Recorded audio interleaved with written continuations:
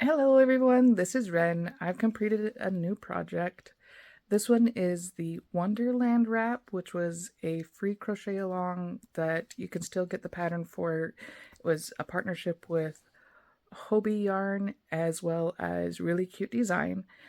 And this particular project, when I first bought the yarn for it, I didn't know how to crochet. As a child, my mom used to crochet a whole lot, and being a kid, I wanted to do the same thing that my mom was doing.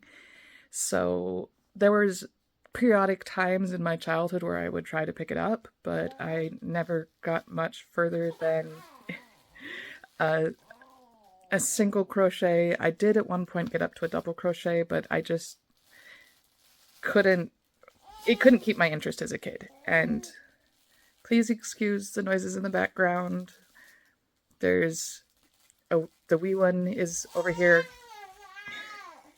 She's not quite 6 months old, but she's close. And we have one of the fur children behind us. This is Snowball. So with learning to crochet, I did learn how to do this in 2022 with various different projects. It was just something I finally had found the thing that clicked for me where I could see the stitches, because I always really struggled to be able to see them.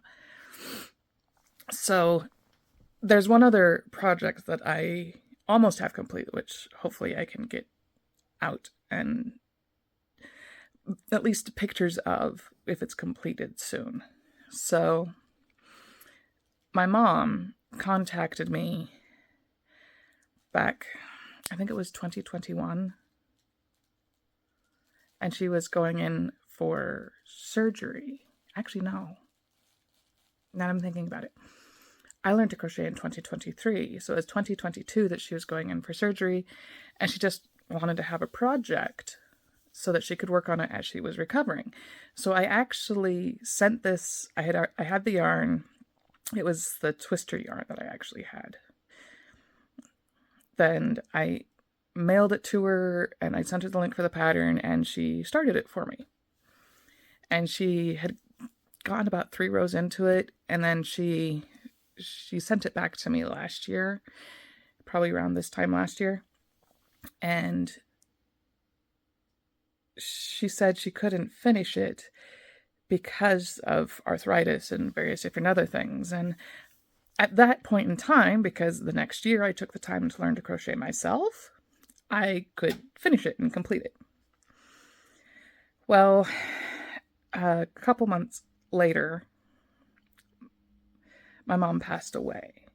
And I had originally been thinking that I would just frog everything that she had started. But after she passed away and I took the time to come to terms with what I was going to do with this project, I decided to keep what she had done and finish it myself. And the whole reason I was thinking about frogging it is not that what she had done was bad. I just knew that her tension and gauge was going to be different than my tension and gauge. And to have it consistent all the way through, I would frog what she had started, since it wasn't that much, and just keep going. But I decided not to do that. I wanted to keep it as a tribute of something that was passed down from one generation to another, and that it could be a memory of her and my love for each other, as well as the generational gap. So that's kind of the story behind this. It's fun. I did learn a couple new techniques with this. I got better at doing the puff stitches while working on this, and this is the first project I've made tassels on. And if anyone's wondering, there's 11 tassels on one side and 10 tassels on the other. So the side with 11 tassels on it is the one that my mom started, and she did get only 3 rows into it. It was where the first row of puff stitches are, and then I completed the rest. But I will have links to the pattern and the yarn, and I will also put some other information in there. And when my mom, I wasn't originally going to put tassels on it, and when my mom mailed everything back to me, she actually bought the twister solid for the yarn. So I decided to do the tassels as also as a memory of her. And it does look really nice with the color combinations. So I hope you enjoyed this project. If you have questions, you can always try to reach out to me. And otherwise, have a good day, and I'll see you with my next project.